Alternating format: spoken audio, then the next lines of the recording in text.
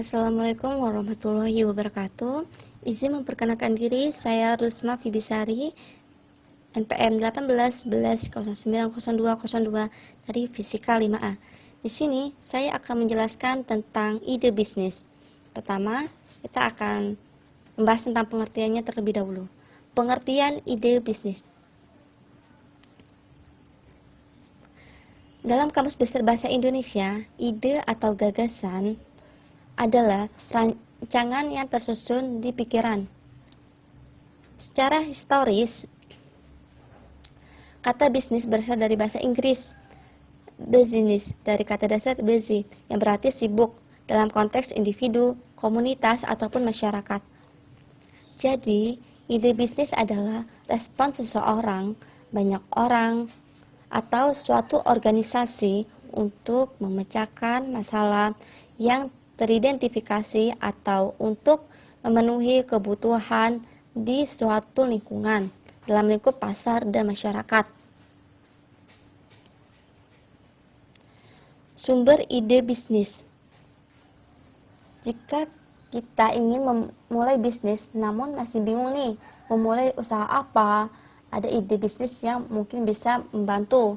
Yang pertama, ada kebutuhan dan permintaan pasar.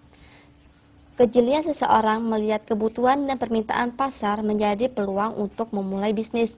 Pasalnya akan menjadikan usaha tersebut dibutuhkan oleh konsumen yang membuat produk akan dengan mudah dihasilkan.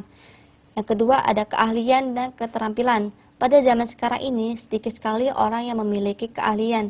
Jadi untuk kita yang ada ide dan sedikit demi sedikit mempunyai keterampilan, sebaiknya kita kembangkan. Nah, hasil dari keterampilan tersebut dapat dijadikan peluang usaha atau bisnis. Yang ketiga, ada hobi atau minat. Sumber ide bisnis berdasarkan hobi akan menjadikan seseorang bersemangat dalam melakukan bisnis. Bisnis yang didasarkan pada hobi akan menjadikan seseorang betah dan tidak merasa terbebani bila melakukan kegiatan yang ia sukai. Contohnya nih, hobi kita membuat cemilan tuh di rumah, membuat keripik, gorengan, atau kue dapat dijadikan sebuah bisnis. Yang keempat, kreativitas. Kreativitas seseorang dalam menciptakan produk yang unik dan bermanfaat bagi orang banyak merupakan sumber ide bisnis. Contohnya nih, dari benang rajut atau kain panel dapat kita buat menjadi sebuah tas, taplak meja, atau kotak pensil. Dengan barang-barang yang dihasilkan akan memiliki daya tarik tersendiri bagi kebanyakan konsumen. Kemudian yang kelima itu ada jaringan dan relasi. Bersilaturahmi merupakan kunci akan datangnya rezeki berupa relasi yang akan membentuk jaringan ide bisnis. Berdasarkan jaringan dan relasi ini memiliki keuntungan adanya tingkat kepercayaan yang baik. Semakin luas jaringan atau kenalan, maka akan semakin besar kesempatan kita untuk menawarkan barang. Kemudian yang keenam itu ada ATM. Apa sih itu ATM? ATM itu singkatan dari amati, tiru, dan modifikasi. Merupakan bisnis yang paling mudah dilaksanakan. Kenapa? Karena ide bisnis yang diambil dari membuat barang atau jasa yang sudah ada merupakan kegiatan yang paling mudah dan sangat cepat untuk dilaksanakan. Dikarenakan tidak memerlukan sesuatu yang baru yang membutuhkan riset dan persiapan khususnya. Contohnya, misal kita mengamati bisnis dari tempat si A. Kain panel yang ia gunakan hanya menjadikan sebuah bros atau gantungan kunci saja.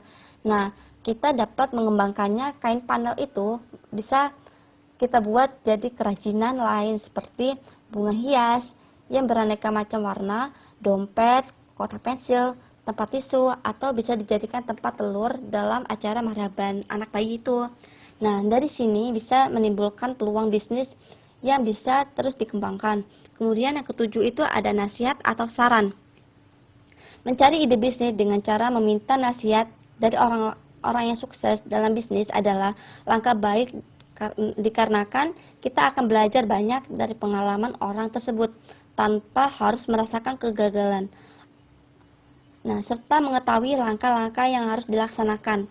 Kemudian yang kedelapan itu ada pengalaman dan pekerjaan. Pengalaman diri sendiri atau orang lain bisa menjadi guru yang baik dan sumber ide bisnis. Pengalaman buruk atau gagal sering kali sulit dilupakan. Lalu, kita akan berupaya mencari cara untuk mengatasinya. Cara ini akan membuka peluang munculnya ide yang menarik. Demikian juga pengalaman kerja yang diperoleh karena jenis pekerjaan yang pernah dan sedang ditekuni juga merupakan sumber sangat besar untuk menghasilkan ide-ide bisnis yang tepat. Misalnya, pernah membuat sebuah produk dan disukai banyak orang. Hal itu yang kemudian dijadikan sebagai ide untuk membangun sebuah bisnis. Yang kesembilan, penemuan secara tidak sengaja. Jenis ide bisnis ini dapat terjadi ketika seseorang atau kita melihat sesuatu atau benda yang dapat membangkitkan daya imajinasi. Misalnya kita di jalan menemukan botol yang terbuang begitu saja. Nah, kita memiliki ide nih, bagaimana botol itu menjadi sebuah kerajinan yang mendapatkan penghasilan dengan kita modifikasi menjadi vas bunga. Tadi kita sudah membuat bunganya dari kain flanel. Nah, sekarang kita membuat vasnya yang dipadukan, nantinya akan mendapatkan hasil bisnis yang sangat luar biasa. Kemudian yang ke-10 ada pencarian ide dengan penuh pertimbangan. Sebuah ide awal dapat muncul dari percobaan yang dilakukan oleh wirausaha untuk menemukan ide baru. Contohnya, wirausaha yang berpikir serius mengenai ide bisnis baru akan lebih dapat menerima ide baru dari berbagai sumber, dari majalah, tabloid, atau yang lainnya. Nah, kemudian di sini ada teknik mendapatkan ide bisnis. Menurut Douglas, pada 1996 terdapat beberapa teknik untuk mendapatkan ide. Yang pertama ada tukar pikiran, yaitu memulai diskusi, rapat, sharing, atau aktivitas lain yang memungkinkan terjadinya pertukaran informasi di antara individu. Kemudian berandai-andai atau mengumpamakan sesuatu yang terjadi juga merupakan teknik mendapatkan ide bisnis. Mengubah mimpi menjadi kenyataan, memperoleh uang, menjadi bos, menjadi orang yang dihormati, disegani, meningkatkan kepuasan hidup, dan lain-lain. Kemudian ada kawin silang, yaitu suatu upaya bertukar pikiran mengenai ide yang masing-masing sudah dimiliki untuk menghasilkan ide yang lain. Kemudian yang keempat, keingintahuan, yaitu dorongan kuat dari dalam diri seseorang untuk mengetahui lebih banyak tentang sesuatu. Kemudian yang kelima, pendekatan tidak langsung, yaitu upaya dilakukan guna membahas sebagai bagian ide yang akan dikembangkan, karena tidak memungkinkan membahas secara menyeluruh. Kemudian ada komponen yang dimodifikasi. Komponen yang dimodifikasi ini yaitu ide baru hasil dari modifikasi ide lama dengan cara memilih produk atau jasa yang disempurnakan, membuat daftar tentang semua bagiannya dengan sistematis. Selanjutnya dimodifikasi sesuai dengan tujuan. Kemudian yang ketujuh ada meditasi. Meditasi ini merupakan suatu teknik menghasilkan ide dengan memusatkan pikiran dan perasaan. Kemudian pentingnya ide bisnis. Kadang bingung tuh apa aja sih kok kita kadang harus. Sekian saya akhiri. Wassalamualaikum warahmatullahi wabarakatuh.